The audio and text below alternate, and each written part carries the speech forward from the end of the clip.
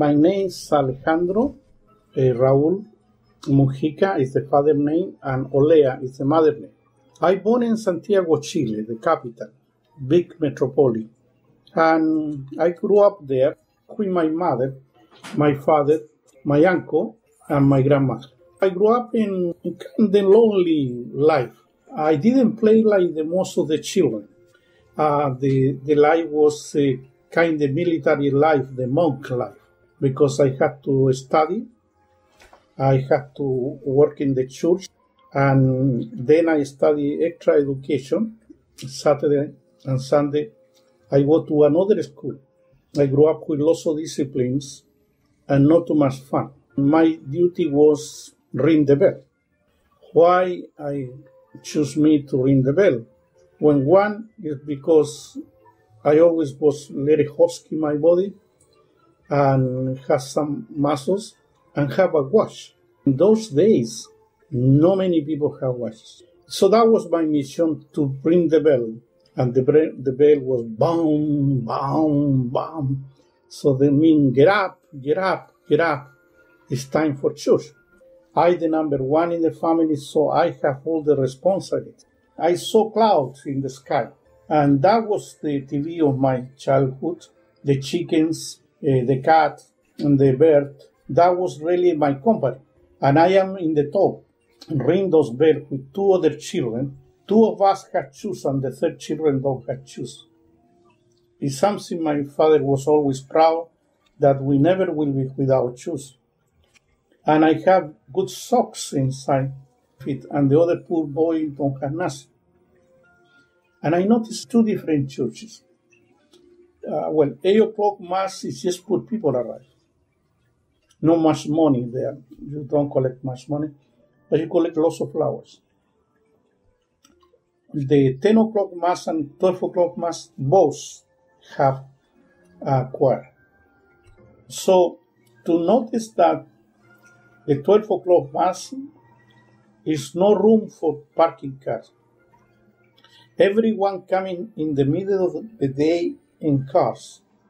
And there is the alderman, some councillors from the city.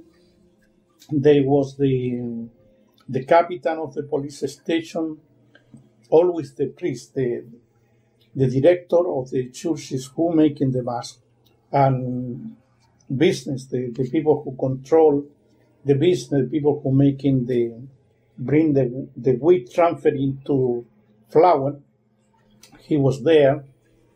So I said, and twice, that the problem is that the people of 12 o'clock is the people who make it poor the children, make it poor everyone. So that was very wrong thing to say. They called to my father, and that is the first time I listened the word communist. It said some communist wrote this paper for Alejandro. It's better that he writing about the chicken and stuff like that and not writing about this subject. They say you cannot writing anymore. You should be writing poetry. So then I don't know nothing about poetry. And so I went out of writing. And I became angry. And in that special school when I went was Germans. So some of them, they say, how would you not writing poetry if you're living in the country of the people who have Nobel Prize, Alejandro? We will talk with Mrs. I forget the name. She will help you in poetry. That lady started to teach me poetry. And then I almost said everything in poetry. Poetry became my tool to say things. And then I continued my life. Later on, I degree as an electromechanic. That was a great effort for the family. Not only for me, but for the economical aspect of the family. So, as an electromechanic, the life was completely different for me. The children who I grew up, I lost contact with them. Because for one side was the factories, and the other side was the farmer. Farmer, of course, are poor people. Factory people is a little bit better. The stuff from the church, I get a view of the social class. Nobody can convince me that the church is responsible to keep a three social class. And to me, it was not what God said. And every sin in the Bible said that the sins should be different. And so that involved me in activities. And those activities ended to be a political activity. So I listened lots of things in my life.